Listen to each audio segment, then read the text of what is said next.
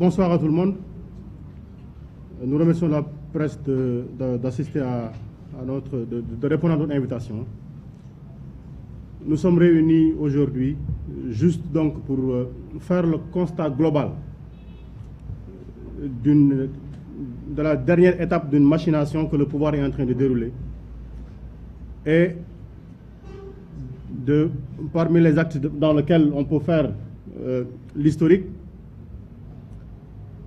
un procès fantoche pour un but politique. Nous avons suivi ensemble toutes les péripéties qui nous ont amenés ici.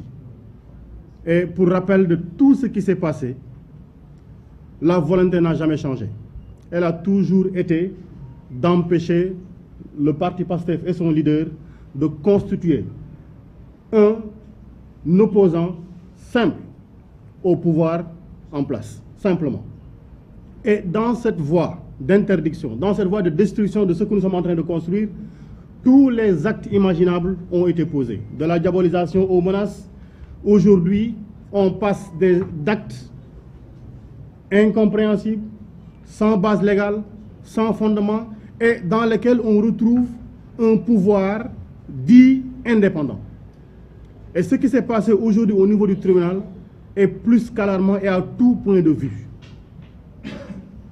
On a appris à l'intérieur du tribunal que dans ce processus, il y avait des documents utiles à assurer la défense du président Ousmane, des éléments qu'on a cachés pendant toute cette période-ci, qu'on a voulu remettre à la défense aujourd'hui pour leur accorder juste une demi-heure, 30 minutes, et leur dire, pendant que le destin d'une organisation politique comme PASTEF était en train d'être engagé, pendant que l'avenir politique d'un candidat était engagé, nous, tribunal, nous, procureurs, on est en train de dire, vous n'avez que 30 minutes pour assurer la défense, pour assurer la vie de toute une institution qui est PASTEF et son leader.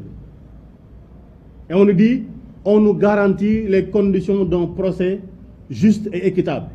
Dans ce que l'on appelle la distribution équitable de la justice, voilà le cinéma auquel nous avons assisté ce matin. Et les avocats ont expliqué avoir écrit pour demander la communication des documents.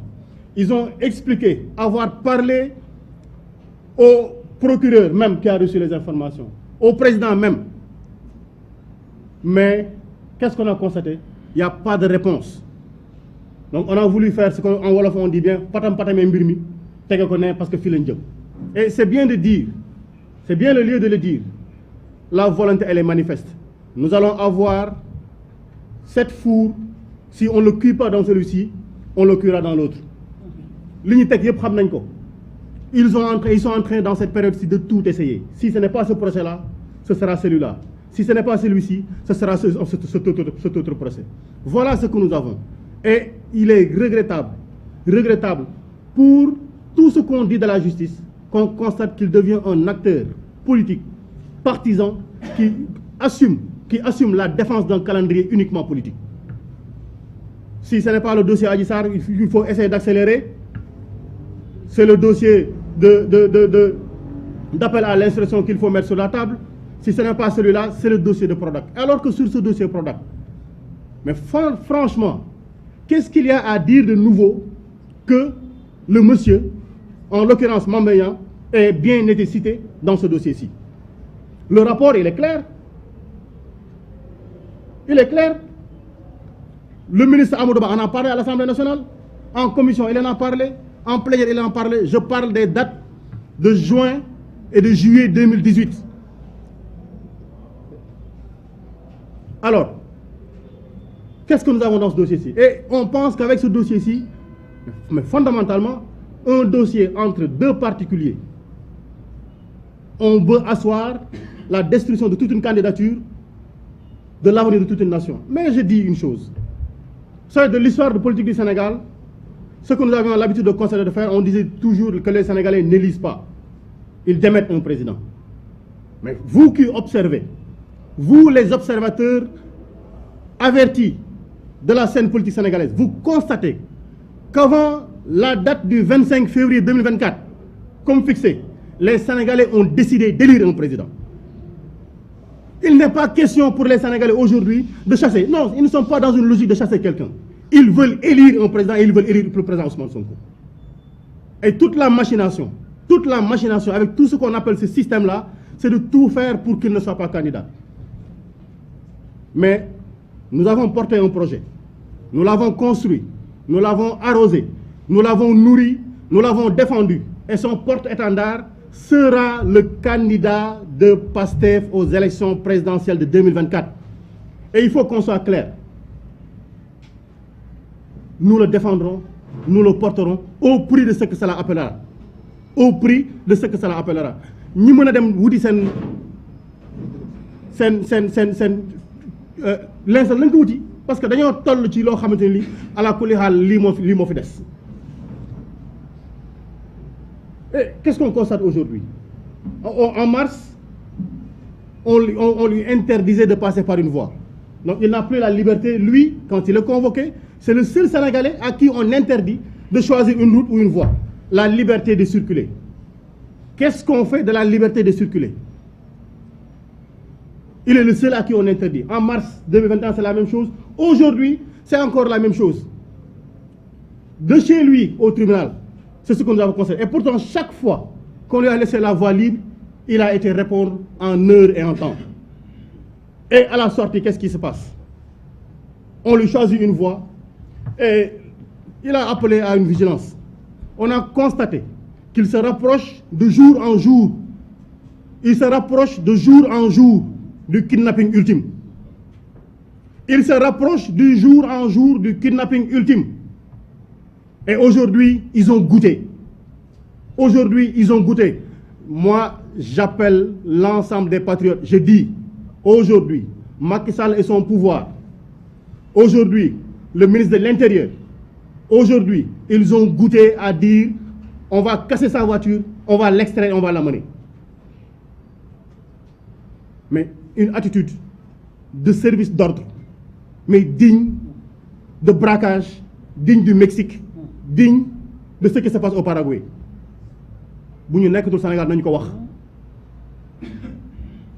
Si on n'est plus au Sénégal, qu'on nous le dise. Il faut que cela cesse. Il faut que cela cesse. Et il faut que l'on prenne aujourd'hui toutes nos responsabilités. Nous n'accepterons plus. Franchement, on a atteint le plafond de verre, on a atteint les limites de ce qui était acceptable. Ils vont encore embrayer. Mais on appelle tous les patriotes et tous les Sénégalais épris de justice dans ce pays-ci. Parce qu'il ne faut pas croire. Je n'écouterai pas ceux qui me disent restez chez vous. Mais tout le monde reste chez vous. On est en train d'élire un roi. On est en train d'élire un tyran qui n'a de limite que la réalité de l'opposition qu'on lui oppose. Il ne connaît ni les institutions, ni la séparation du pouvoir. Il n'a que sa propre volonté et son organisation pour détruire tout ce qui s'oppose à la justice. La constitution de 2001 avait dit qu'on ne peut pas faire plus de 2 mandats. Il nous propose une consolidation dans la constitution. Mais qu'est-ce que c'est qu'une consolidation? Parce que tout ce débat que nous avons sur cette histoire-là, c'est une question de savoir est-ce qu'en 2016 on a consolidé ou on a déconsolidé. 2001 disait on ne peut pas avoir plus de 2 mandats constitutifs. Mais qu'est-ce qu'on appelle consolider une constitution? Quand on consolide, on ne peut pas mettre plus. On confirme qu'on ne peut pas faire plus de 2. Tout le débat tourne autour de ceci. Il veut lui être candidat.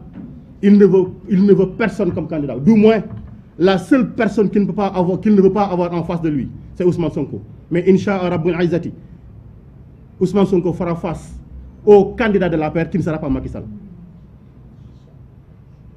Il fera face au candidat de la paire de Benno Bokk Yakaar qui ne sera pas Macky Sall. Parce que l'histoire, quand on dit même candidat, non, on parle de 3e candidature. On ne l'acceptera pas. Et à l'heure du bilan, on verra, parce que le peuple a décidé. Partout, les jeunes sont en train de chercher leur pièce d'identité. Et on veut leur interdire, il fait sa communication. Aujourd'hui, les populations ont démontré, partout où il va, qu'ils ont choisi tout de suite maintenant, et maintenant, leur président, en attendant le soir des urnes pour le confirmer. Et voilà ce qu'ils veulent nous interdire. S'il veut prendre nos vies, il faut qu'il soit plus courageux. sur le plan de nos vies, il faut qu'il soit plus courageux, mais qu'il avance également et il nous trouvera sur son chemin. C'était les raisons pour lesquelles nous avons appelé à ceci. Ousmane Sonko devait présider ce point de presse, mais voilà, il n'a plus le droit de choisir les voies par lesquelles il passe, il n'a plus le droit de choisir les heures auxquelles il sort, on lui interdit d'aller à la mosquée, on lui interdit... Mais il faut simplement dire que Macky Sall a décidé enfin que Ousmane Sonko est en résidence surveillée et nous on ne l'acceptera pas. Merci beaucoup. On va donner la parole à Babacar Ndiaye, le responsable des jeunes adjoints, et à Madame Maïmouna Dieye, le coordinateur du mouvement des femmes.